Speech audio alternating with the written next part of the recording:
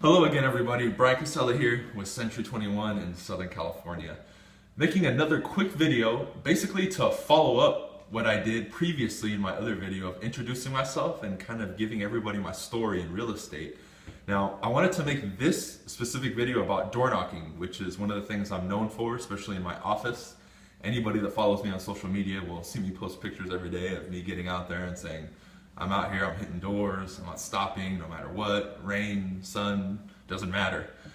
And I wanted to break down exactly kind of what I do in two separate quick sections. One, I'm going to be talking about the inner game, what I do internally and, in my mind and physically to get myself ready to go out there and door knock. And two, kind of, the approach I use and what I've noticed works for me.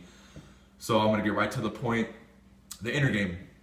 Now, door knocking, a lot of you out there might not have done it, might be scared to death to do it, and might say, you know what, that's not for me, I'll just get on the phone. Now, just to let you know, being face to face with somebody is probably one of the most powerful techniques you're gonna have for influencing them.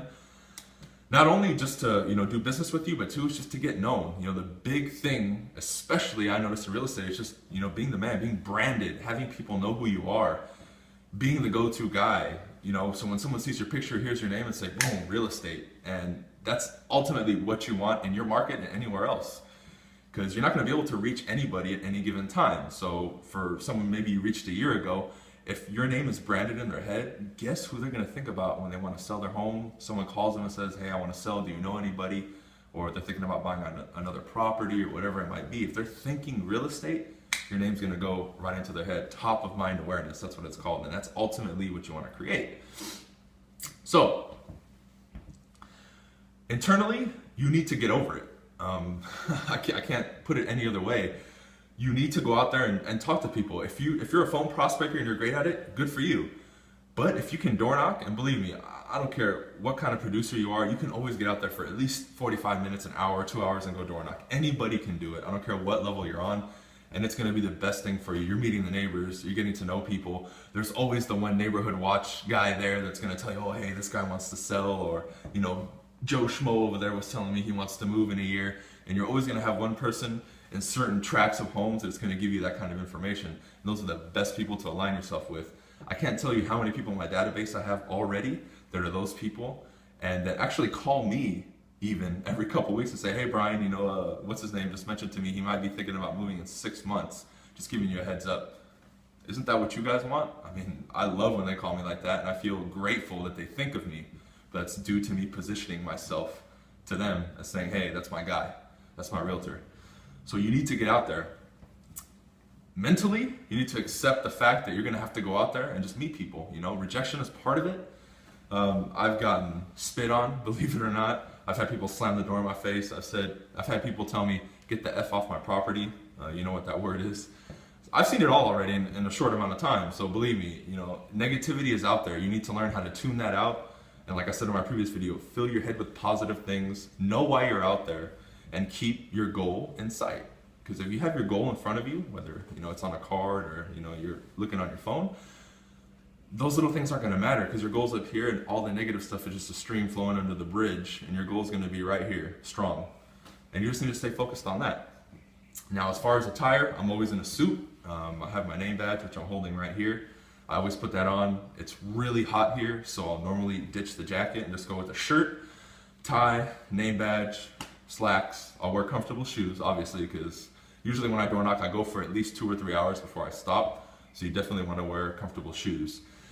The reason I go with the shirt and tie or the suit is because I always put myself in the perspective of the client. If someone shows up to your house and they're in a suit and they are confident, they are sharp as a tack, they're enthusiastic, they're an authority figure, they're an expert. I mean, naturally you're going to feel like, wow, this guy's sharp. If I ever do want to work with somebody, it's going to be someone like him.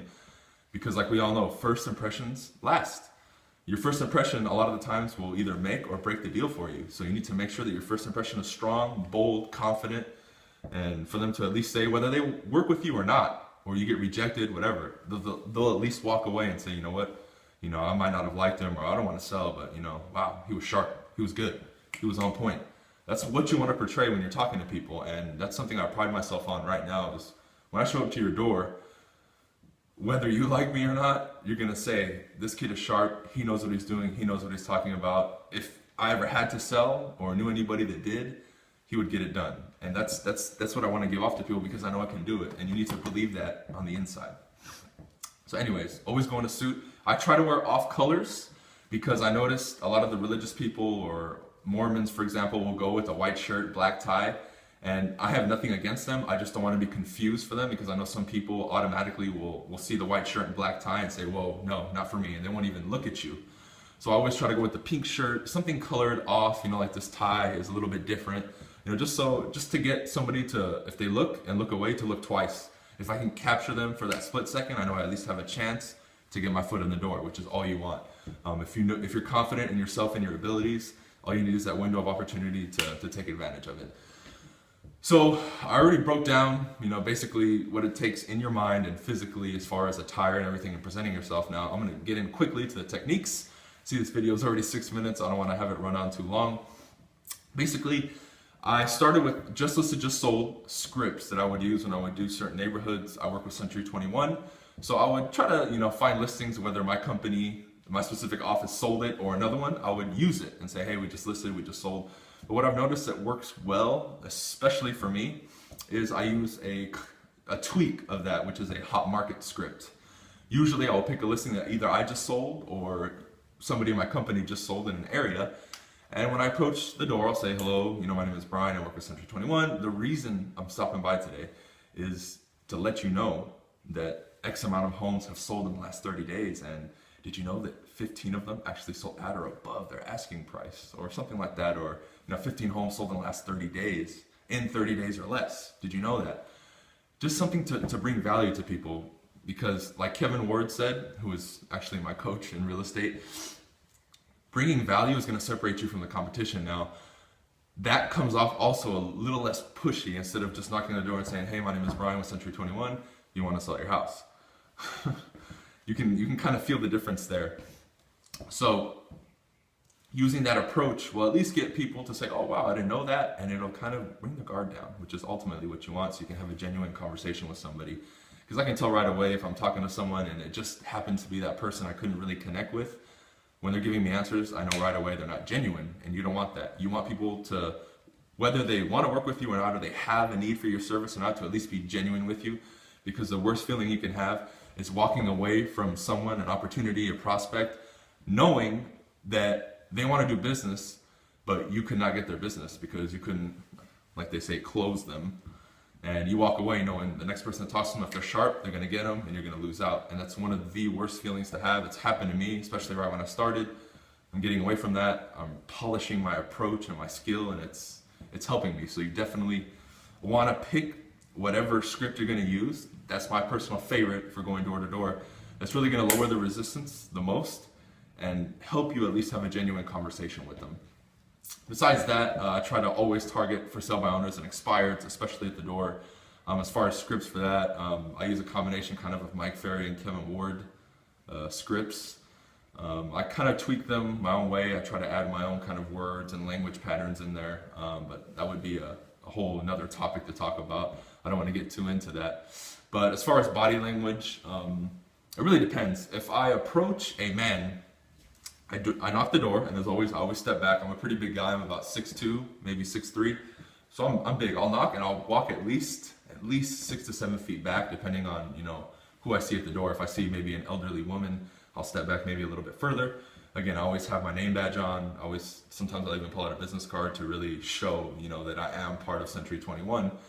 So if it's a man, you never want to stand directly in front of a man, because no matter what, it's going to be seen as confrontational. So I either always stand off to the side a little bit, either at an angle, or if I'm standing like this, I won't stand directly in front of them. I'll step to the side, so I'm just kind of casually maybe leaning back and, oh, okay, kind of like that. If it's a woman, I want to make sure I'm not too close, because I don't want to invade their personal space, so I'll stay directly in front of them, which you want to do, but I'll be at a good distance, and I'll continue to speak. So that's, as far as body language, you want to focus on that. But tonality, I don't want to break it down. That's also very important, because at the end of the day, your communication, especially in person, is only going to be about, I think it's 7% to 9% words. And the majority of it is your body language and your tonality. and how you use it. So you want to learn to use that effectively. Now you can look at Jordan Belfort, the guy from the Wolf of Wall Street. I don't know if you guys know him. He's great.